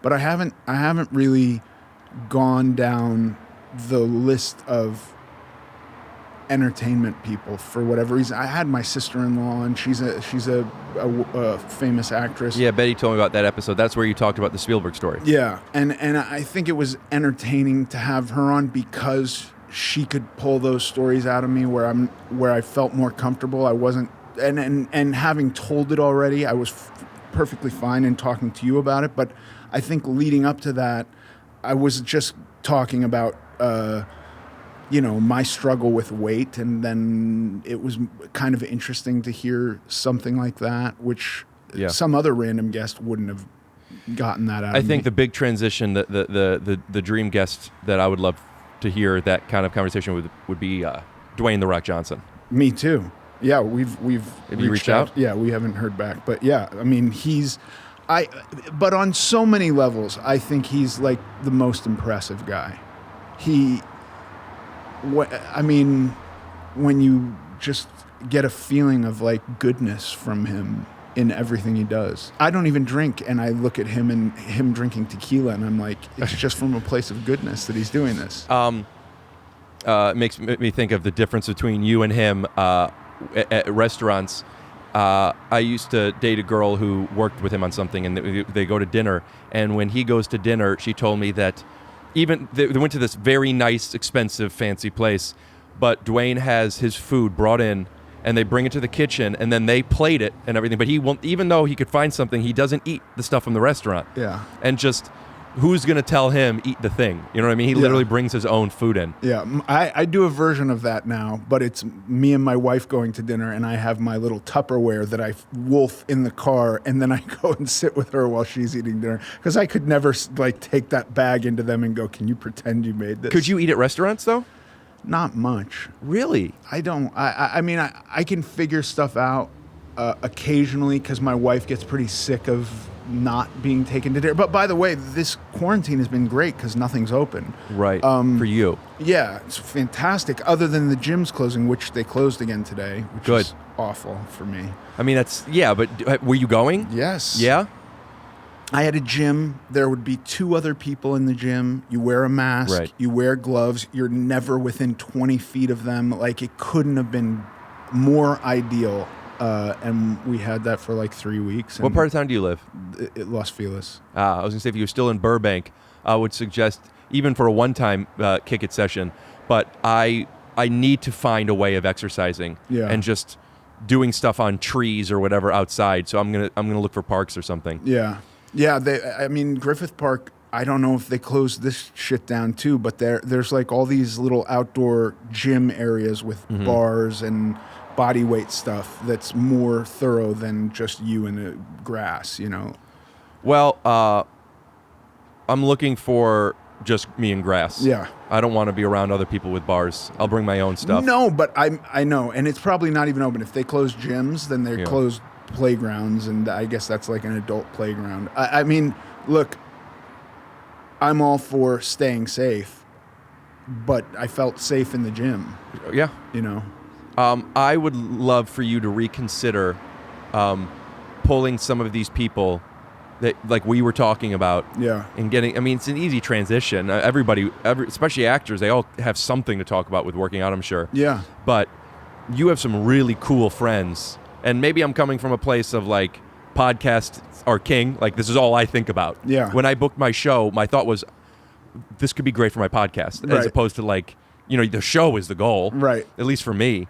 No, I agree. I love just having conversations with people. It's the best.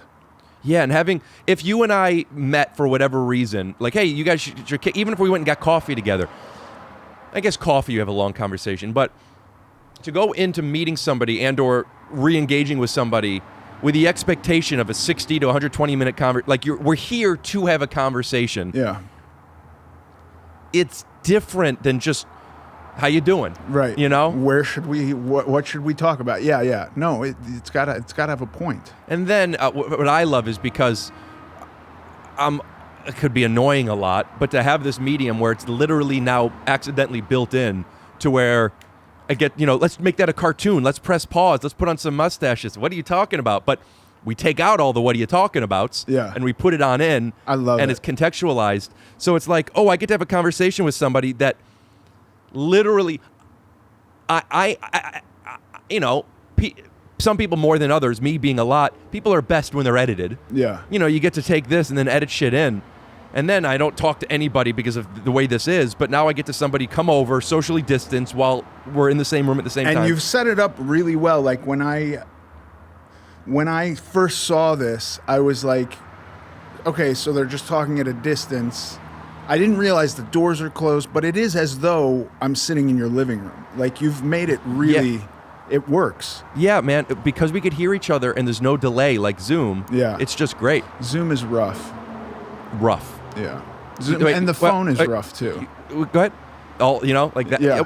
I'm sorry. Say that again? Oh. Right. Somebody recorded that. No, I did a Zoom where they asked me to record it on my phone also and then send them a file of it. And I'm like, this is crazy. That's what I was doing when I was doing it. It does look better, though. Yeah. I had a friend, Eric Griffin, came on, and he has a green screen because he is a gamer. And I had him, we did Zoom, but I had him record it, too. And then, so there was still that delay issue. But I green screen, so he was on the TV. And then he snapped, and a puff of smoke, and he came on my chair, but there was no lower body. But the proportions, the angle, it all looked, it was great. And then I recorded a shot just of the chair. Yeah. It looked like he was in the living room. It's awesome. But I'm sorry, go ahead. But it was still that, and it was still weird. Yeah. And then for me to have to tell people who don't deal with this kind of stuff, I need you to set it up, make sure it's this way, make sure it's synced here, make sure your eye line, and people are annoyed with me before we even get started. Yeah. And it's just, if I'm going to annoy people, let me have them at least come to my balcony. Yeah, the place I record at, they don't even know how to do that. So it's just phone calls. And I've definitely enjoyed talking to people who I've only been able to talk to on the phone. Like, I talked to a dude in London, and that wouldn't have worked. Easier get for phone. But it's not the same as sitting and looking at them It's just not the same. It's right. Isn't that weird? I mean, it makes total sense, but I couldn't explain it other than just the intangible. If maybe it's tangible, but just energy. Yeah. I think it is. I think it's energy. Yeah. And proximity. That changes everything. Do you have video for your podcast? They film stuff, but not. They don't release it. Why not? They make us little clips to put on Instagram. Yeah. Why not put it on YouTube? I don't know. I am not as involved. I am in this. You should tell them that you want that. I just have conversations with people. That's literally what I do. That's what almost every podcast is that. Yeah. But YouTube offers a huge audience that is specifically a YouTube audience. So It's not like, we'll watch instead of listen. There are people who listen and there are people who watch. It's just... I think for me, it's because I don't do YouTube. My kids do YouTube. And my experience with YouTube is like, how do you change a certain type of light bulb? And the only way you're going to find out is of YouTube video. That's all I've ever used it for. So YouTube, I could say, is kind of like books, to where, no, I only like DIY, or I like fiction, or I like biographies, or whatever. There's something for everybody. But to say to not want to do a book because you only read these types of books. No, I know. Yeah. Especially because you're there and it's recording it. And we have had a lot of people ask for that. Make it happen. I know. We should.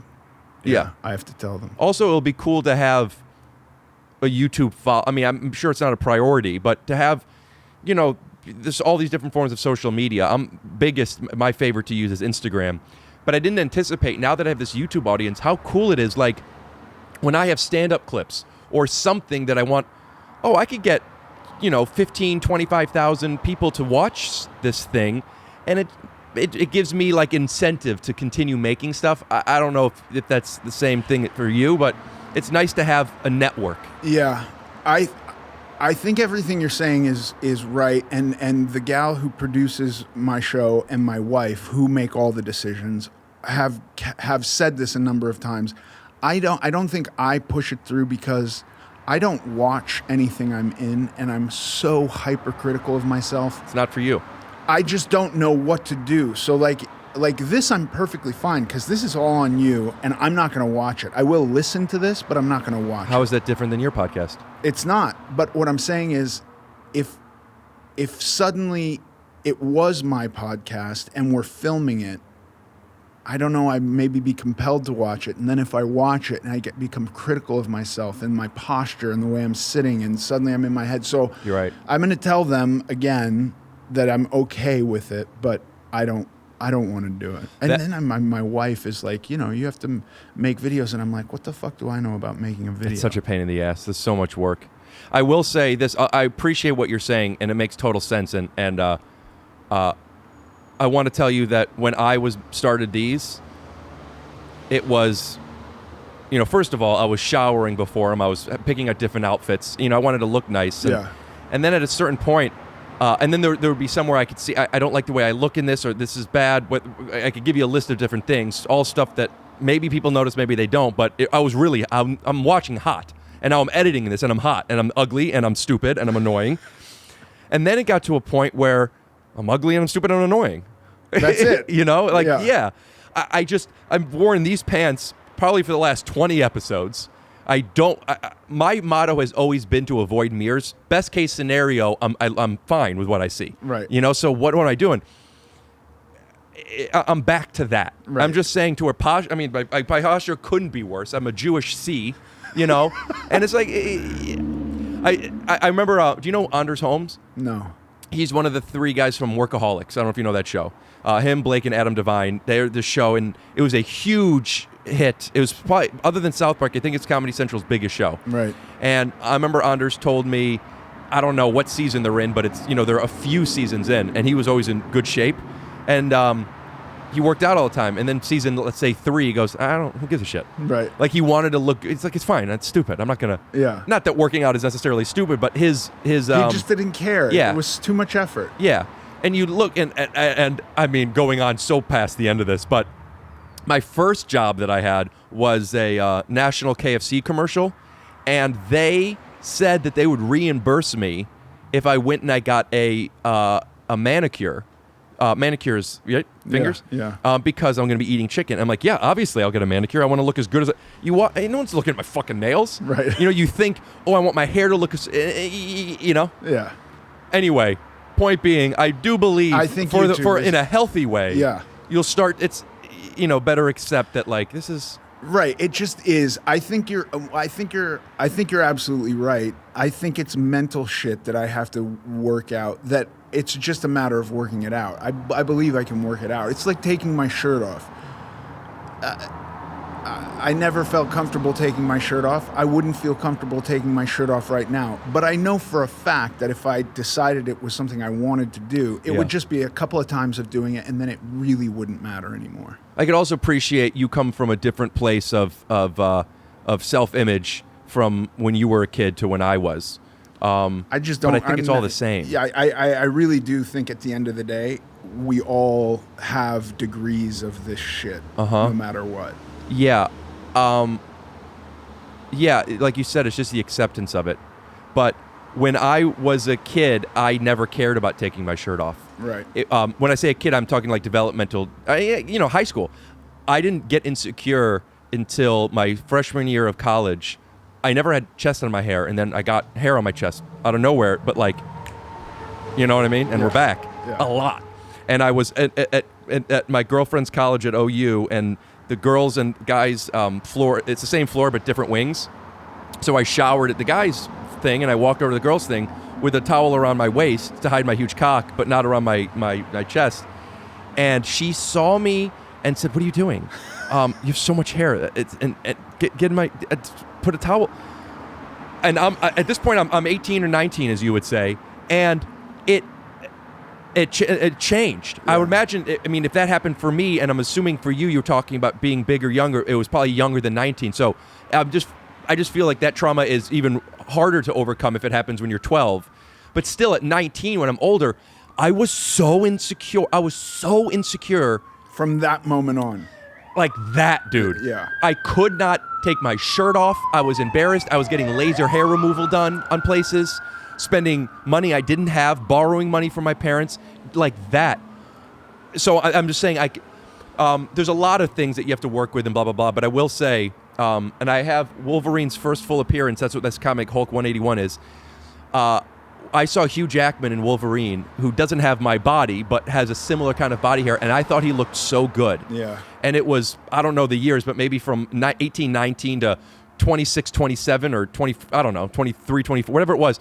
Once I saw Hugh Jackman with body hair, and I thought, I was still embarrassed, but I didn't have the same kind of shame. Does that make sense? It makes perfect sense. I look at a guy like Jack Black, who will take his shirt off with absolutely zero self-awareness, and I'm like, you're my God. Do you think it's zero self-awareness, or you think it's just acceptance? Whatever it is, when his shirt comes off, there's no part of him that's going, there's no like, shame. Your criticism of what I might look like is going to affect me at all. And I really do believe that it's within us to play with this for ourselves, and like, I believe any thought, any value, any perspective, any position I hold that I'm having some kind of emotional attachment to, I can change that. It's just a matter of trying to change it. Yeah. I that's what I believe. And so I just go like, okay, do the video. Don't make me do it at first, because I'll be overcritical, and then I really won't care at a certain point. I'll get over it. Well, here's to you starting it, and this won't be out for at least a few weeks. Okay. So I don't know how long it'll take to implement, but if you have it there, we'll put a link to the YouTube in the description. Either way, we'll obviously put a link to your audio-only podcast. But my girlfriend, Betty, really likes your podcast, and obviously I said this. She asked me to have you on, and I have yet to listen to it, and I will be now, and the point I'm making is, obviously you have a good podcast, so do it. Yeah. I want you to do it. Yeah. Cool. Well, tell me the name of it one more time. American Glutton. American. I thought it was three words. American Glutton podcast, or no, it's American Glutton. So check out American Glutton. All the links are in the description. Dude, thank you so much for coming. Thanks for having me. I'm in such a good mood right now. Yeah, you're such a nice energy, man. I appreciate it. Yeah, this was good. I really, really do appreciate what you're doing. I think it's like, it's so unique. I've not seen it before, and it's fucking fun. Thanks, man. Yeah. Well, if you're comfortable with it, we could end this with the goblin shitting in your mouth. Let's do it. Just go ahead. Do I snap? You're going to snap. There's no snap. He's just coming from the side. Okay. Thank you so much for tuning in to Take Your Shoes Off podcast. Swallow it. Don't swallow it. Huh? Swallow it. Scoot. Great. Awesome. Blabbity blue. Scoop D. Oh yeah.